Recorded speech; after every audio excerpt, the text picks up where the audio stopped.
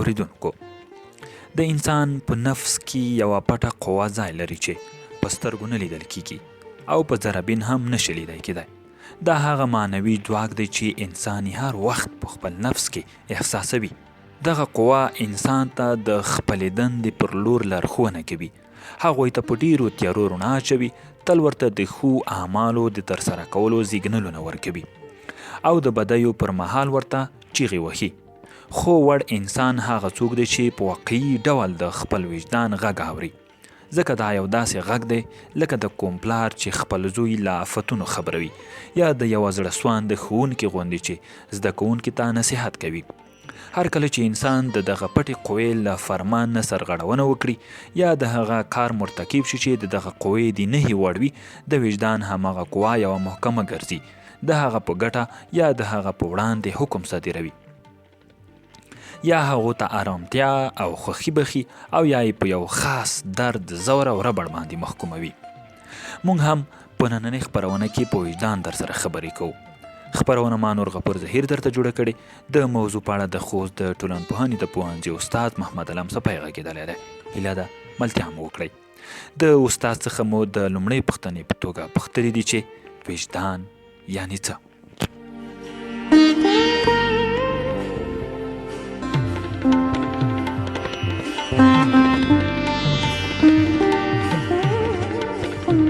بسم الله الرحمن الرحیم. د هر څه د مخه ستاسې او تاسې د لارې نه ستاسې د رادیو ټولو اورېدونکو ته سلامونه، نیکې هیلې او احترامات تقدیم کوم. دویمه موضوع ده چې وجدان څه شی دی او وجدان د انسان په بدن کې او یا د انسان په ژوند کې کوم فعالیتونه سرته رسوي، کومې کړنې سرته رسوي. د دې په اړه باید زه د یادونه وکړم چې الله جل جلاله د قیامت په ورځ باندې یوه محکمه دایروي چې دغه محکمه کې به د عدل مطابق پرېکړې کیږي. هر یو کس په دې باندې پوهیږي چې ما کوم کار کړی د هماغې مطابق ما ته بدله راکول کیږي. الله جل جلاله ته دغه یو مظهر د انسان په وجود کې ایښی دی چې دغې قوې ته د انسان په بدن کې بیا د وجدان کلمه ورته استعمالي. وجدان په اړه باندې لغوي معنا باندې او کوم مترادف په بڼه باندې موږ تاسې توجه ورته وکړو. وجدان ته خلک د ضمیر کلمه ورته خلک استعمالوي، وجدان ته خلک د فطرت کلمه ورته خلک استعمالوي، وجدان ته خلک د سلامتمندۍ کلمه ورته استعمالوي، صحتمندۍ کلمه ورته خلک استعمالوي، د سالم فکر او د سالم عقل کلمه ورته استعمالوي. خو له دغه کلمات چې دي په ظاهره معنا باندې سمه ده چې سره مترادف برېښي، ولې په حقیقي بڼه باندې دا بیا جدا مسایل دي. نو وجدان د انسان په بدن کې هغه قوه ده چې د هغې په اساس باندې د ښه او بدو ترمنځ توپیر او تشخیص کېدلی شي. دغه قوه د انسان دغه ضمیر وجدان ته نشو ویلی، خپل منځ کې فرق لري. نو موږ تاسې عامیانه اصطلاح باندې خلک ضمیر او د وجدان کلمه یو ډول استعمالوي، خو په مسلکي اعتبار باندې بیا دواړه سره یو څه توپیر سره لري. لکه مثال عامه پښتو کې خلک وایي چې ته ډېر بې ضمیره انسان یې، ته ډېر بې وجدانه شخصیت یې، شخص یې. نو دغه کلمې یو ډول استعمالوي. خو ولې ضمیر بیا موضوع چې ده دا بیا د عقل سره یو څه توپیر لري، د وجدان سره یو څه توپیر لري. وجدان په دې معنا باندې چې وجدان خو همدغه قوه ده چې د دې په اساس باندې موږ تاسې د یو انسان ښه او بدې کړنې معلومولی شو، یا د هغې په اساس باندې هر یو انسان خپلې ښې او بدې کړنې معلومولی شي. ولې ضمیر چې دی، ضمیر بیا د انسان په وجود کې ځای په ځای شوو عادتونو مجموعه ده. بیا دغه عادتونه که چیرې په ښه شکل باندې اوسېږي خلک ورته باضمیره شخص، او که چېرته بې لارې اوسېږي خلک ورته بې ضمیره شخص ورته وایي. ډېره مننه استاده. عقل او وجدان خپل منځ کې څه فرق لري او که دواړه یو ډول دي؟ عقل او وجدان موضوع ته که موږ تاسې وګورو، دا موضوع یو څه سره د ورته والي نه بیا هم یو څه تفکیک سره په خپلو منځونو کې لري. وجدان په رابطه باندې په قرآن کریم کې که موږ تاسې وګورو، هلته د شعور نه یادونه شوې ده. شعور عین وجدان دی. شعور په اساس باندې موږ تاسې وایو چې الله جل جلاله انسانانو ته شعور ورکړی دی، د عقل ترڅنګ انسانانو ته شعور ورکړی دی. شعور کار او صلاحیت همدا دی چې هغه ښه کار او بد کار سره تشخیص کړي. ولې د عقل په اساس باندې که چېرته موږ تاسې وګورو، عقل هم عین کارونه تقریبا سره سرته رسوي. ولې د عقل مرکز چې دی، د عقل مرکز بیا دماغ دی، اعصاب دي. ولې د وجدان او همدارنګه د شعور مرکز چې دی هغه بیا زړه دی. نو موږ تاسې هم په دیني اعتبار باندې هم په بیولوژیکي اعتبار باندې وایو چې زړه چې دی دا په حقیقت کې د ټول بدن د پاچا حیثیت لري. که چیرې اعصاب د انسان کار پرېږدي خو د انسان ژوند د منځه نه ځي، انسان ژوند د منځه نه ځي. انسان کولی شي چې ژوند وکړي د لیونیو په شکل باندې، مثال په توګه په کوڅو کې شپې تېرې کړي، په چټلیو کې شپې تېرې کړي. خو که چیرې حق زړه کار پرېږدي نو د زړه د کار پرېښودلو په اساس باندې انسان ژوند د منځه ځي. نو وجدان کلمه چې ده، دا وجدان عقل موضوع چې ده، دا مستقیما ارتباط لري دا د انسان په اختیار پورې په پرېکړو کې د ښه او د بدوالي د سنجولو لپاره. ولې وجدان چې دی، وجدان داسې یوه موضوع ده چې بغیر د دې نه چې انسان ته بل څوک د یو عمل په رابطه باندې ووایي چې یاره ستا د عمل ښه دی او که بد دی، دا په خپله په دې داخل کې دا پرېکړه سمدستي د عمل په سرته رسولو سره کولی شي چې ما دغه عمل ښه سرته ورسوه او که دغه عمل مې بد سرته ورسوه، د دواړو په رابطه باندې سمدستي پرېکړه کولی شي. نو عقل چې دی، عقل جدا مسله ده، وجدان چې دی، وجدان جدا مسله ده، د دواړه جدا جدا مسایل دي. عقل چې دی دا د انسان اختیاري مسایلو پورې ډېر اړه لري، په دغه برخه کې ډېر مطرح کېږي. او وجدان چې دی دا د انسان بیا په بدني مسایلو کې او د انسان په داخلي احساساتو کې او په داخلي توپیرونو کې بیا ډېر استعمالیږي. وجدان چې دی دغه ځانګړنه یوازې او یوازې دا د انسانانو ده، دغه ځانګړنه نورو حیواناتو سره مشترکه نه ده. ولې د عقل موضوع چې د عقل چې دی دا بیا د نورو حیواناتو سره مشترک دی. د بېلګې په توګه خر ته په دې ټولو حیواناتو کې د بدترین حیوان ویل کېږي. خو ولې که خر موږ تاسې د سیند غاړې ته بوځو یا یو پله سر ته بوځو او ښکته غورځوو، هغه ځان نه غورځوي، هغه په دې پوهېږي چې زه دلته زما خپې ماتېږي، زه د خطر سره مخامخ کېږم. دا عقل دی، دا د عقل موضوع ده. خو دا چې شعور څه شی دی، شعور سمدستي د یو عمل په رابطه باندې لکه مخکې چې موږ یادونه وکړه چې دا د یو عمل د ښه والي او بدوالي په اړه باندې سمدستي پرېکړه کول دي. دا نو شعور حیوان دغه خر بیا نه لري. مثال په توګه که چیرې یو پټي ته پټی وویني، شنه سبزي یو ځای کې وویني، دا د شعور ورسره بیا نشته که زه چې زه دې ته ورسم نو دا خو به د بل چا وي، ما پسې به کوتک راواخلي، ښه به مې ووهي، دا دغه ورسره نه وي، دا شعور بیا نه لري. ولې دغه شعور دغه صفت بیا انسان لري. انسان په دې پوهېږي چې که زه د دغه ځای ته ځم زه به د کومو عواقبو سره مخامخ شم، دا کار ښه دی او که نه دی، په موجوده وخت کې ماته کوم زیان دی، د دې تر څنګ یې د عواقبو سره سمدستي انسان د هغې په رابطه باندې. نو دا دنده چې ده دا د وجدان ده. نو په دې بنیاد موږ تاسو ویلی شو چې وجدان یوازې او یوازې انساني ځانګړنه ده. ولې عقل کې دی چې نورو حیوانات هم د انسانانو سره څه شی دي، مشترک دي. حتی د ځینو پوهانو په نظر باندې حتی ټول ژوندي موجودات، نه یوازې حیوانات، حتی نباتات چې دي، وایي دې ته هم الله جل له یو ډول عقلي قوه ورته الله ورکړې ده، تر څو دوی د محیط سره د توافق په اساس باندې ځان خپل رنګ ته بدلون ورکړي، خپل شکل ته بدلون ورکړي، ځان د لمر لور ته مایله کړي. داسې نو ځینې خلک دغه فطري ځانګړنې د عقل په معنا باندې حتی په نباتاتو کې تعبیر کړې ده. ولې وجدان یوازې او یوازې د انسان ځانګړنه ده. وجدان د انسان په وجود کې واقع ده. تاسو ویلي چې خلکو ته د ښو او بدو کارونو لارښوونه کوي. خو بیا هم موږ وینو ټولنه کې ځینې کسان دي هغه ډېر بد کارونه کوي او ځینې کسان ډېر ښه کارونه کوي. آیا هغه کسان چې بد کارونه کوي هغې ته وجدان دغه کارونه ښه او بد معرفي کوي نه، یا هغه د ښو او بدو اعمالو پرېکړه نه ورته کوي؟ او که څه علت دی دلته بیا د طبیعت څخه متاثره کېدله؟ موږ په ټولنپوهنه کې یوه نظریه لرو، د فرهنګي انتقال نظریې تر عنوان لاندې. د فرهنګي انتقال نظریې تر عنوان لاندې موږ یوه نظریه لرو. د دغې نظریې مطابق انسان چې د کوم قسم خلکو سره کېناستل فاسدل کوي، طبعا هم د هغوی په خوی او بوی او سرشت باندې دا اخته کېږي. که د ښه خلکو سره کېني ښه انسان ترې جوړېږي، که د بدو خلکو سره کېني په مقابل کې به بد انسان ترې جوړېږي. دلته وجدان چې دا یوه فطري ځانګړنه ده چې د انسان په بدن کې په فطري شکل باندې شتون لري. خو دا چې په فطري شکل باندې دغه ځانګړنه د انسان په بدن کې شتون لري، خو دا بالقوه شکل لري، دا په بالفعل باندې بدلېدلو ته اړتیا لري.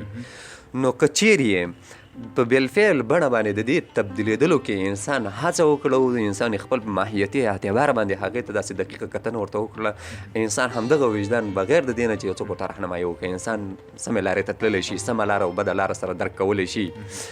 ولې که چیرې د محیط د تاثیر په اساس باندې انسان دغه بالقوه وجدان په بالفعل بڼه باندې په سالمه شکل باندې وانړوو، نو انسان بیا بېلارې کېږي، د هماغه ملګرو نه متاثره کېږي، ځکه د هغوی خوی بوی عادات اخلي. چې هغوی چرس کوي، نشه کوي، دوی هم ورسره په نشه باندې مبتلا کېږي. که هغوی درواغ وایي، دوی هم ورسره په درواغو باندې مبتلا کېږي. نو د دې معنی دا نه ده چې وجدان دوی ته ښه او بد نه وایي، دا وجدان دوی سالم شکل باندې نه دی استعمال کړی نه دی. دویمه مسله دا چې وجدان دوی ته وایي چې دغه کار صحیح نه دی. مثال په توګه دی، موږ تاسې چې کله مو اور ته لاس ورنږدې کوو، موږ تاسې سمدستي دا پرېکړه موږ تاسې بدن کوي چې سوځې لاس مو نږدې کوه. خو ځینې خلک بیا داسې وي چې هغوی بیا دې ته نه ګوري، دې ته ګوري نه، لاس ور وړاندې کوي، لاس وړاندې کوي سوځي. لکه ماشومان که موږ تاسې وګورو سرکه واټر اخلي یا تود چای راخلي ځان باندې راړوي دغه ځان باندې راړوي هغه په دې باندې ولې داسې نه چې هغوی کې وجدان نشته، هغوی کې وجدان شته دی خو د هغوی د وجدان په بالقوي شکل نه بالفعل بڼې ته په سالم شکل نه دی تبدیل شوی. نو چې نه دی تبدیل شوی د هغې اساسي وجه همدا ده چې دلته دوی باندې د محیط تاثیرات نشته دی او چې د محیط تاثیرات وي که سالم تاثیرات د محیط وي نو وجدان انسان ته د پرېکړو کولو او سالمو پرېکړو کولو صلاحیت ورکوي او که د محیط منفي تاثیرات شتون ولري نو محیط بیا په انسان تاثیرات منفي وي نو بیا انسان بدو کارونو ته مخه کوي. نو وجدان شتون او د وجدان نشتواله دلته دا بیا معنی نه لري.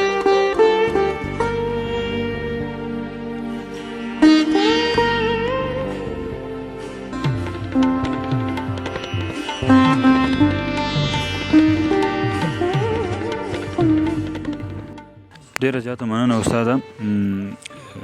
وجدان عذاب لري او کوي عذاب یې څه شی دی؟ وجدان اصلا چټلیږي، وجدان اصلا په کثافاتو کې اخته کېږي. شعور د انسان دا کثافاتو کې اخته کېږي. الله جلاله په انسان باندې د خپل بدن حق ورباندې ایښی دی د نورو ډېرو حقوقو تر څنګ چې پلار په تا باندې کوم حق لري، ښځه په تا کوم حق لري، ورور در باندې کوم حق لري. د خپل بدن هم الله جلاله انسان باندې د دې حق یې موضع کړی دی. د الله جلاله چې انسان ته کوم نعمتونه ورکړي دي د دغه ټولو نعمتونو حق انسان یې په دې مکلف ګرځولی دی چې د هغوی حق به ادا کوي. وجدان الله جلاله د دې دپاره پیدا کړی چې انسان ته د دې په اساس باندې د ښه او د بد ترمنځ تفکیک او تشخیص وکړه. وجدان کومه مادي عضو نه ده، کومه مادي عضو نه ده چې موږ تاسې ووایو چې دا د څه شي لاندې واقع کېدلی شي، دا د عذاب لاندې واقع کېدلی شي، دغه لاندې واقع کېدلی شي. دا الله جلاله انسان ته یوه قوه ورکړې ده، د انسان په اختیار کې یې اچولې ده، د انسان په اختیار کې یې ورکړې ده. که چیرې څوک د بالقوه شکل نه بالفعل ته په تبدیلېدلو کې نغېړي او سرغړونې نه کار واخلي نو طبعا انسان چې شي کېږي د ټولنې یو سرغړونکي په توګه باندې مسما کېږي، د سرغړونکي په نوم باندې مسما کېږي، سرغړونکي په توګه باندې پېژندل کېږي، شهرت پیدا کوي. خو که چیرې دا په سالم شکل باندې په بالفعل شکل باندې بدل کړي، بالفعل حالت یې واړوي، په دې صورت کې هغه د انسان په ټولنه کې یو ډول محبوبیت هم ترلاسه کوي، یو ډول په خلکو په زړونو کې یو ډول مینه ترلاسه کوي، یو ډول د خلکو په زړونو کې ځای نیسي. دغه خپله د خلکو په زړونو کې د انسان په اړه باندې ښه فکر درلودل او بد فکر درلودل دا د وجدان عذاب دی. که چیرې یو څوک د انسان نه متنفره واوسېږي د دې معنی دا ده چې دا د خپل وجدان په عذاب باندې اخته دی، مبتلا دی. خو که چیرې دا د خلکو په زړونو کې محبوبیت ولري، مینه ولري، د خلکو په زړونو کې خلک د دې سره د کېناستلو پاڅېدلو شوق ولري، خلک ورسره د ملاقات شوق ولري، د دې معنی دا ده چې د دې وجدان انسان د سوکالۍ لور ته بیایي او وجدان د دې سالم دی. او که برعکس موضوع چې وانه بیا طبعا د وجدان ورسره په عذاب دی. استاده مثلا یو انسان یو څوک کرکه لري نو حتما خفه کېږي چې ولې دغه انسان د منه کرکه کوي او د سره پوښتنه هم دا پیدا کېږي شاید اخلاق مې صحیح نه وي نو دغه خفګان خپله د دې وجدان عذاب. ځکه موږ تاسې مخکې ویله چې وجدان خپله د بدن جز دی، د بدن یو د معنوي غړي په توګه باندې یو غړي په نظر باندې کې موږ تاسې ونیسو چې ځکه یو ځانګړی محل لري چې موږ تاسې هغې ته زړه وایو. نو طبعا انسان چې کله خفه کېږي په هغې باندې یو ډول فشار راځي ورباندې، ویني چې زما نه پلار خفه دی، ویني چې زما نه ورور خفه دی، ویني چې زه په یو لاره باندې تېرېږم چاته سلام اچوم څوک مې جواب نه راکوي یا یو څوک زما نه مخ ګرځوي په لاره کې. دا خپله یو انسان ته یو ډول مایوسي پیدا کوي، د انسان سره یو ډول فکر پیدا کوي. دا انسان چې فکر پیدا کېږي دا سړي ولې زما نه مخ واړو، د انسان ولې زما نه مخ واړو، نو سمدستي ورته د انسان ته همدغه محاکمې قوې د انسان په بدن کې چې د عقل او همدارنګه د شعور او وجدان په نامه باندې دغه یادېږي، همدغه قوې سمدستي انسان ته یو احساس ورکوي. کوم کارونه دي چې ته د خلک یې تا نه متنفره کړي دي، کوم کارونه دي چې د هغې په اساس باندې د خلکو په زړونو کې بېرته ځای نیولی شي، انسان کوشش کوي د هغې په طرف باندې لور باندې بیا ورځي. دا په خپله ځکه د انسان جز د بدن دی او بدن ځورېږي ورسره، نو چې بدن ځورېږي همدغه د وجدان ځورېدل دی یو ډوله. ډېره مننه استاده. د وروستۍ پوښتنې په توګه وجدان وژل کېږي، بعضې خلک موږ تاسې وایو چې وجدان دې مړ دی که نه یا بې وجدانه نو دلته وجدان وژل کیږي یا یو څوک بې وجدانه کیدای شي؟ موږ تاسې دوه قسمه مرګ لرو، یو په مادي اعتبار باندې مرګ دی، یو په معنوي اعتبار باندې مرګ دی. د وجدان په برخه کې چې کله مرګ استعمالیږي دلته موخه معنوي ده، ځکه وجدان یو معنوي مسله ده، مادي مسله نه ده. د بدن د لاس غونډه کې کوم عضو نه ده، د غوږ غونډه کې کوم عضو نه ده چې د منځه ولاړ چې پرې شي ژوند یې د لاسه ورکړي چې دې تغ دغه شي. ولې دلته معنوي مرګ پکې مقصد دی، موخه یې دلته معنوي مرګ دی، په دې معنی چې کله چې انسانان د ښه او بد ترمنځ تشخیص او تفکیک ونشي کړلی، خلک بیا دغه ډول اشخاصو ته بیا خلک د مړه ضمیر لرونکي او د مړه وجدان لرونکي اشخاص ورته بیا خلک وایي.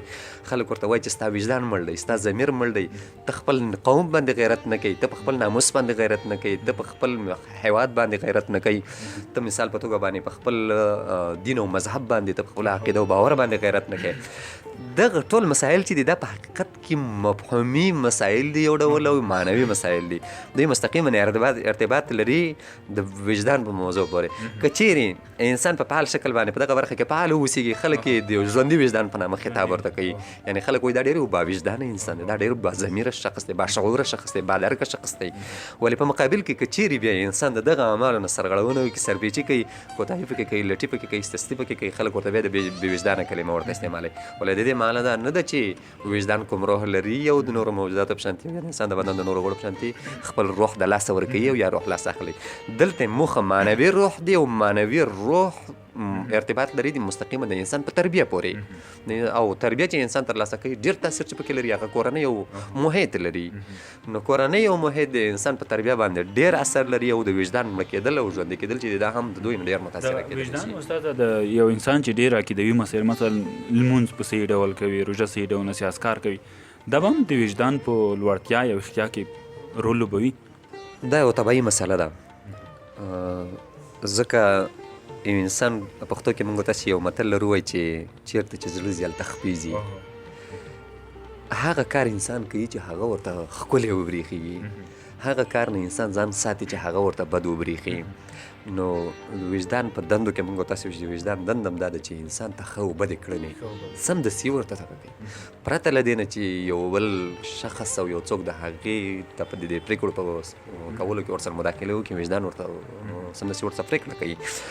نو وجدان چې دی دا په حقیقت کې عین دغسې یو چیز دی چې نه مړ کېږي، نه دغسې ژوند او مرګ نه لري.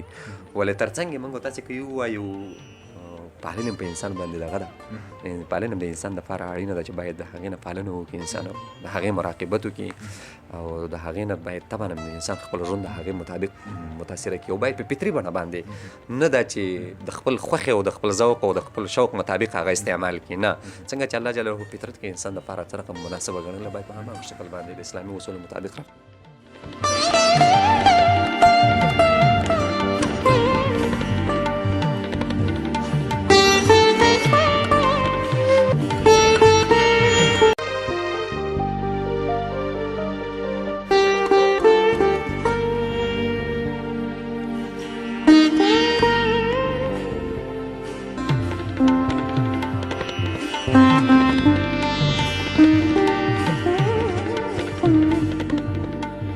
ډېره مننه استاده. اوس وخت کې د دین ملحدین هم دا وایي که نه چې کله انسان عقل هم ولري او وجدان هم ولري، نو په دې برخه کې بیا پیغمبر ته څه اړتیا وه چې پیغمبر هلته لاره لېږلو؟ په دې برخه کې که چېرې موږ تاسې وګورو د انسان بدن او د انسان جوړښت ته موږ تاسې لږ کتنه وکړو، لورا یې ښکاري انسان مخلوق دی، انسان مخلوق دی، یعنې داسې یو شخص بل شتون لري چې دای پیدا کړی دی چې طبعا هم یو شی چې جوړ شي د چا په واسطه باندې، نو جوړونکی یا صانع د صنعت په نسبت باندې د هغې فکري وړتیا لوړه وي، هغه ډېر ښه د طبیعت په رابطه باندې پوهېږي. الله جل جلاله د انسان صانع دی، د الله جل جلاله انسان خالق دی، انسان د ټول طبیعت په رازونو باندې الله ډېر ښه پوهېږي. دغه ټول طبیعت کې د هرې یوې پدیدې په راپیدا کېدلو او د هغې د جوړښت په کشفیاتو باندې الله ډېر ښه پوهېږي نسبت انسان ته. د انسان عقل، د انسان وجدان چې دا ډېر محدود دی، ځکه دا جوړ شوی دی او دا د الله جل جلاله د هغو له جملې څخه د قدرتونو له جملې څخه که موږ تاسې د الله قدرتونو د نورو کایناتو ته توجه وکړو، دا بیخي په نش باندې حساب دی، ځکه الله داسې موجودات پیدا کړي دي چې انسان د هغوی دغه ته بیخي رسېدلی نه شي. همدارنګه الله جل دومره غټ غټ مخلوقات پیدا کړي دي چې انسان د جسامت له لحاظ هم نشي ورسېدلی ورته، د حرکت له لحاظ هم نشي ورسېدلی ورته. ولې الله جل جلاله چې پیغمبران را لېږلي دي دی د دې دپاره را لېږلي دي چې په حقیقي معنی باندې د طبیعت د رازونو نه انسان خبر کړي. انسان د دې نه خبر کړي چې انسان ته څوک یې، د څه دپاره راغلی او چېرته به ځې، ته ما ولې د ځمکې په مخ پیدا کړي؟ آیا نور انسان دغه نو موجودات نه و چې زما عبادت یې کړی وی چې ته ما پیدا کولی؟ او بیا مې درته په قرآن کې وایي چې وما خلقت الجن والانس الا لیعبدون، ته ما د عبادت دپاره پیدا کړی. آیا ولې نور ملایکې نور مخلوقات نه و چې دوی د الله عبادت کړی وی؟ یا یو داسې موجودات یې ولې نه پیدا کول چې موږ تاسې وایو چې هغوی چاته د لاس په واسطه باندې د ژبې په واسطه ضرر هم نشي رسولی، لکه نباتات دي ولې د الله څه نه وایي، ولې نباتات یې ولې ډېر نه پیدا کول چې د هغې په نسبت باندې انسانان یې پیدا کول. دلته موضوع دا ده چې انسان دغه طبیعت الله جل جلاله د انسان د ګټې دپاره پیدا کړی دی، چې د ګټې دپاره پیدا کړی دی، خو د انسان نشي کولی چې د طبیعت نه په سالم شکل باندې استفاده وکړي. ځکه په طبیعت کې چې کله هم خلک یو د بل حقوقو نه پېژني، د طبیعت نه استفاده نشي کولی. کله چې پلار د لور حقونه پېژني، خور د ورور حقونه پېژني، لور د مور حقونه پېژني، خپل د خپلوان حق، ګاونډي حقوق، د نور حقوق یو بل سره ونه پېژني، چې ویني چې په دې صورت کې دغه انساني ژوند کې نظم د منځه ځي. او کله چې په انساني ژوند کې نظم د منځه ولاړه، د دې بیا کنټرول ستونزمن کېږي. نو چې ستونزمن کېږي د دې دپاره چې انسان بېلارۍ لور ته لاړ نشي. انسان د خپل عقل په اساس باندې دوه ګونې لارې چې د انسان په مخ کې شتون لري، چې یوه حقه لار ده او یوه باطله لار ده، د باطل لور په طرف باندې لاړ نشي. ځکه د دې دا چې د پیغمبران الله را لېږلي دغه حق او باطل یو ځانګړنې لري. حق چې وي همیشه دپاره موږ پښتو کې وایو دا ډېر تریخ وي. حق مسایل چې دي دا همیشه دپاره خلکو ته داسې ډېر حساس معلومیږي. خلک د هغوی په سرته رسولو کې د ځان یو ډول تکلیف او زجر کې ویني، ولې په مقابل کې الله دغه شهوتونه چې دي، الله جل جلاله دغه نورې بدیانې چې دي، ګناهونه چې دا د شیطان په ذریعه باندې ښایسته کړي دي. شیطان انسان ته ښایسته کوي، سره د دې نه چې انسان په زیان باندې وي، خو هغه ښایسته کوي. نو انسان خو د وجدان چې او د شیانو په رابطه باندې چې پرېکړه کوي چې دا کار ښه دی او دا کار خراب دی، دا خو د دې په خاطر کوي چې دا کار دې ته ښه برېښي که بد ورته برېښي. نو چې شیطان یې ورته ښه وبرېښي، دا کار به د دې په زیان باندې وي. یو کار استاد ډېر سخت کار وي که نه، خو لامل وي چې کار شیطاني وي، خلک یې ترسره کوي. او بل یو کار وي ډېر اسانه وي، خو لامل وي چې هغه اسلامي بڼه لري یا اصلاحي بڼه لري، هغه به خلک نه ترسره کوي. لامل یې همدا اساسي لامل هم دا دی. په دین اعتبار باندې موږ تاسې وایو چې دغه ګناهونه چې دي که چېرې موجوده وختونو کې موږ تاسې وایو دا ټول بې پیسو دي، مفت دي. خلک یې مفت دغه لاسته په پیسو یې لاسته راوړي، مفت یې لاسته نشي راوړلی. ولې دنیات چې دي نیکیانې چې دا ټولې مفت دي، مفت دي، خو خلک یې دې ته نه ګوري چې ولا دغه عقل نه کار نه اخلي، د خپل شعور نه کار نه اخلي، د خپل وجدان څه نه فیصله نه کوي چې دغه چیز چې مثال زه سندرې اورم، زه یو بل کار کوم، زه یو بل څه کړم، یو ګناه کړم، شراب څښم، یو مې د بدن په زیان باندې، بل مې د اقتصاد په زیان باندې دي. بلکې دغه پیسې زه واخلم یو غریب ته ورکړم، هم به غریب ما دنیوي ملاتړ به مې ترلاسه کړی وي، مخروي ملاتړ ترلاسه کړی وي. نو پیغمبر شتون د دې دپاره ضرور دی چې انسان ته دغه ښه او بدې لارې او شیطاني وسوسې او شیطاني افعال او د هغې اهداف انسان ته ورښیي. که چېرې دغه پیغمبر شتون ونه لري، نو انسان ته به ناوړه کارونه ښه ښکاري د شیطان په ذریعه. ځکه دا د انسان د بشر د خلقت سره الله جلاله د شیطان ته چې شیطان ورته الله جلاله ته ووایي چې ما ته مهلت راکړه تر قیامت د ورځې پورې. دا د همغه مهلت وجه و چې الله جلاله په انسانانو کې پیغمبران لګي. الله ورته وایي شیطان ته چې ته بې لارې کوو، زه به ورته خلک لېږم، زه به ورته راهنمایي کوونکي خلک به ورته زه لېږم. نو که چېرته راهنمایي کوونکي خلک شتون ونه لري، نو انسانان به همداسې د شیطانانو په لار باندې روان یو. شیطان نه غواړي چې په ژوند کې د نظم رامنځته شي، انسان یې په انساني لباس باندې ملبس واوسي. ډېره مننه استاده. دغه دوه قواوې د انسان په وجود کې عقل هم شو او وجدان هم شو. اوس انسان د سوکالۍ او یا د خوشحاله ژوند لپاره وجدان تاړ دی یا وجدان د خوشحاله ژوند لوري ته میلان کوي او که عقل؟ دا چې الله جلاله د انسان په بدن کې هر یو عضو پیدا کړی ده، دا که په معنوي اعتبار باندې او که دا په معنوي مادي اعتبار باندې دي، څنګه چې ظاهري جوړښت ته موږ تاسو د انسان وګورو، دغه هر یو عضو یو د بل کار نشي کولی. د یوې عضوې په نشتون کې بل عضو د هغې نیمګړتیا نشي پوره کولی. لکه که خپه د انسان یوه نه وي، نو که لاسونه هر څومره دغه وسي، لاس نشي دغه نیمګړتیا نشي پوره کولی. حتی که یو عضو د انسان په بدن کې زیاته مو اوسیږي، حتی هغه د انسان ښکلا ورسره د منځه ځي. بېلګې په توګه که چېرې وګورو انسان، ځینې انسانان موږ تاسې وینو په لاس کې 6 ګوتې لري. دا 6 ګوتو شتون دا باید د انسان ښکلا یې نوره هم ورسره زیاته کړې وای، خو ولې دوی د انسان ښکلا د منځه وړې ده. خو په مقابل کې که چېرې یوه ګوته د لاس لاړه شي، نو شاید دغه یو لاس کې چې یوه ګوته کمه ده، د دې دغه د لاس بدوالی دومره بد ور باندې ونه برېښي لکه څومره چې زیاتوالی ور باندې بد برېښي. دلته هم که چېرې موږ او تاسې وګوره الله جل له چې انسان ته عقل ورکړی دی انسان ته اختیار ورکړی دی وجدان خو صرف همدومره کوي چې انسان ته وایي چې ګوره دا کار ښه دی او دا کار بد دی ولې عقل موضوع بیا دا ده چې د عقل په اساس باندې بیا د انسان د هغې عواقب بیا سنجوي د هغې پایلې بیا سنجوي چې زه دا کار اختیار کوم چې اختیار یې کوم زه به څه وکړم زما ګټه به پکې څه وي که اختیار یې نه کوم زما ته زیان به پکې څه وي نو کوم کارونه چې د وجدان سرته رسولی شي هغه عقل سرته بیا نشي رسولی ځکه عقل چې دی دا د نهایي پرېکړو کولو مظهر دی ولې وجدان چې دی دا د لومړنیو پرېکړو په رابطه باندې دی انسان ته یو ډول راهنمایي ورته ورکوي انسان ته ښه او بد ورته ور معلوموي نو عقل جدا مسله ده او د انسان په بدن کې جدا فعالیتونه سرته رسوي او همدارنګه وجدان چې دی هغه جدا فعالیتونه سرته رسوي د انسان په سوکالۍ کې هم عقل ونډه لري او هم پکې وجدان ونډه لري لکه څنګه چې د انسان ته د ذایقې او همدارنګه د محسوساتو څخه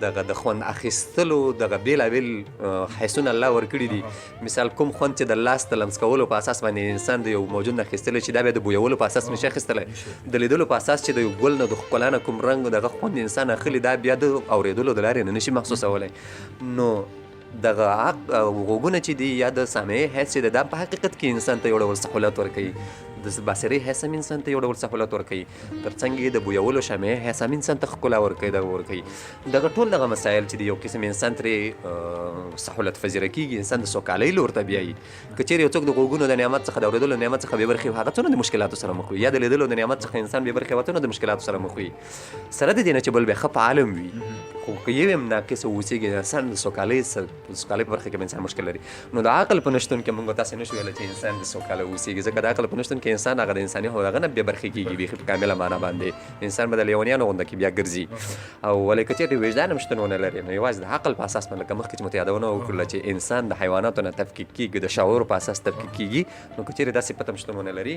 نو بیا به نو انسان ډېره زیاته مننه استاده که څه هم چې ستاسو مصروفیتونه هم زیات دي او تاسو پوهنتون کې درسونه لرئ او دلته په کتاب ژباړو هم فکر کم مصروف یئ خو د دې سره سره بیا هم د خوستیو ځوانانو د اذهانو د جوړولو لپاره د فکري رغون لپاره موږ سره په خپرونو کې غږیږئ موږ ته وخت راکوئ له تاسو ځانګړې مننه کور مو ودان او بیا دې هم خوشحاله وئ کامیاب اوسئ ورځ مو خپل هم دا هیله ده چې موږ یو سره د دې نه که عمرونه مو کم دي ولې او تجارب مو کم دي ولې هیله مو هم دا ده چې که زموږ سره یو څه شی وي باید ملت ته او همدارنګه زموږ ولس باید د هغې نه خبر شي څه شی چې زموږ په وسه کې وي انشاءالله موږ تاسې نه نسپم او بیا هم در څخه مننه کوو چې راغله زموږ سره مو مرکه وکړه موږ ته مو وخت راکړه ښه وخت ولرئ ډېره زیاته مننه